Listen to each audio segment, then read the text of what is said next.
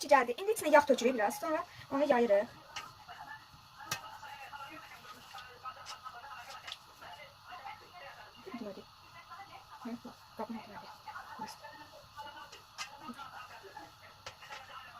Aha, yaydıktan sonra bu zərtdiyimiz şeyi tökürük. Tut sen de tut. Aşağıda. Başla. Babasını gelip hepsini tek.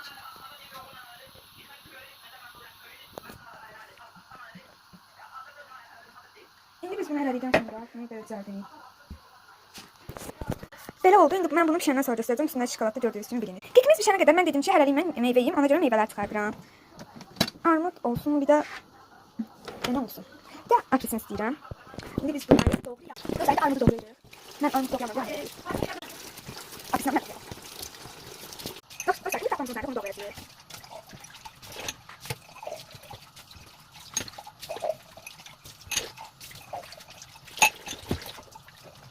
Ben bunu doğrayacağım. Dostlar, bir yarısını biz böyle doğradık. İndi ikinci yarısını doğrayacağım.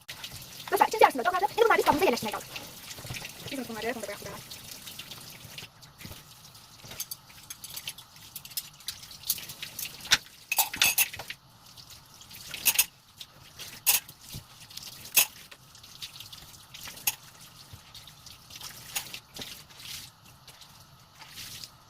Tamam, tamam.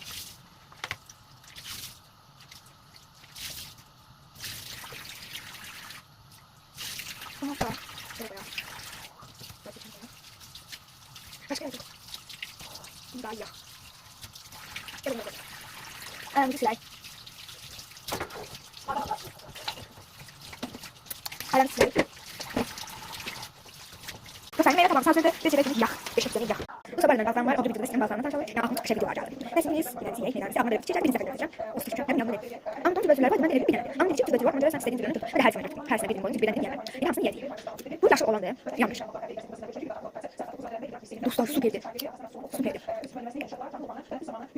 Bu kıpkırmızı, yani kıpkırmızı. Yani anlatacağım. Ben de bilmiyorum. Bilemem, izledim. Onca yedim.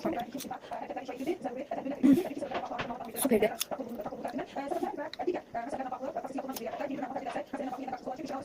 Ben o çeneye dönüyorum. Sonra sonra bakar bitinden. Ekranda bir şey oldu. Ha? Ben şiş geldim diyorum. Ben buna yiyip geldim. O zaman bunun hamsını yedim. Ama bu 4 tane başına yemedim. Gidecek mi dedik? Dostlar, ürünümüz pişib. Anam mənə deməyib. Gedib kəsib yarısını. Yiyiblər. İndi belə peyakun oldu. Üstündə şeylər var. Kəsirsin. Baxın. Şikayətlər örneği şey. Ama mən indi yemək istəmirəm çünki ağzımda sakızım var. Yəni peyakun belə oldu. Salam. Bye bye.